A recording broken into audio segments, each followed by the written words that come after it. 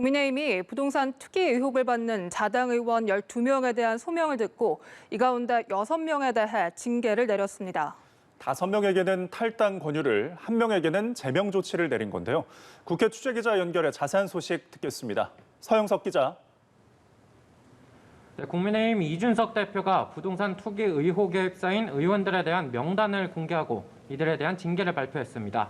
먼저 이번에 이름을 올린 의원은 강기윤, 김승수, 박대수, 배준영, 송석준, 안병길, 윤희숙, 이주환, 이철규, 정창민, 최춘식, 한무경 등 12명이었습니다.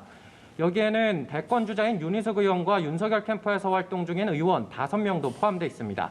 이 대표는 이 가운데 안병길, 윤희숙, 송석준 의원은 해당 부동산이 본인 소유도 아니고 본인이 개입한 바가 없는 것으로 소명됐다고 밝혔습니다. 이어 김승수, 박대수, 배준영 의원의 경우는 토지의 취득 경위가 소명되었고 이미 매각됐거나 즉각 처분 의사를 밝혔다고 설명했습니다. 다만 강기윤, 이주환, 이철규, 정찬민, 최춘식, 한무경 의원의 경우 만장일치로 탈당 권유와 수사에 적극 협조할 것을 요구했는데요. 비례대표인 한무경 의원에 대해서는 다음 의원총회에서 제명안을 상정하기로 했습니다. 한 의원은 입장문을 내고 향후 수사에서 관련 의혹이 신속하고 깨끗하게 정리될 것이라고 밝혔습니다.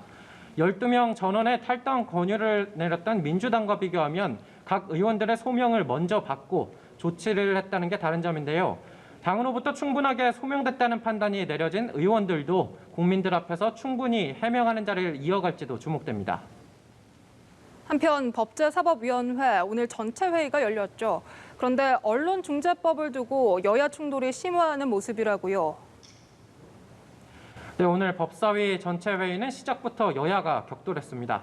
바로 언론사의 징벌적 손해배상을 핵심으로 하는 언론중재법 때문인데요. 민주당은 오늘 법사위에 이어 내일 본회의에서 법안 처리를 완료할 것을 분명히 했습니다. 반면 언론재갈법이라 비판하고 있는 국민의힘 의원들은 회의 시작부터 집결해 입법 독재와 언론 말살 등을 외치며 규탄 대회를 열었습니다. 정의당도 강행 처리 중단 촉구 기자회견을 열며 반대를 분명히 했습니다.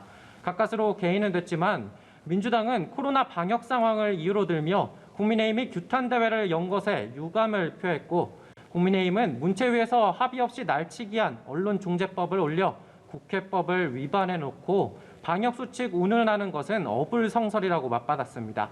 여야는 현재도 언론중재법을 두고 이것이 가짜뉴스 방지법인지 언론자유 침해법인지 첨예한 논쟁을 이어가고 있습니다. 네, 이번에는 여야 대권 주자들의 오늘 행보에 대해서 전해주시죠. 네, 다음 주 선거인단 투표 시작을 앞둔 민주당 경선 후보들은 오늘도 바쁜 움직임을 보이고 있습니다.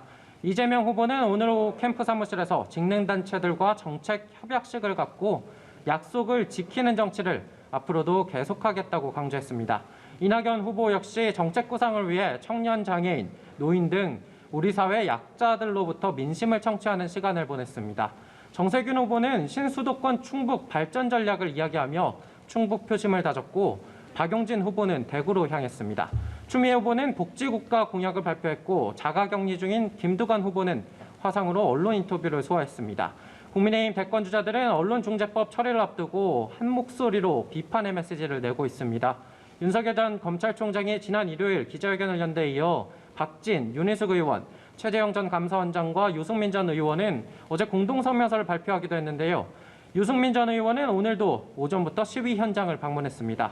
홍준표 의원은 언론중재법 강행 처리가 국정 파탄이자 국정농단이라고, 원희룡 전 제주지사는 차라리 민주당 비판 금지법을 만들라며 목소리를 높였습니다.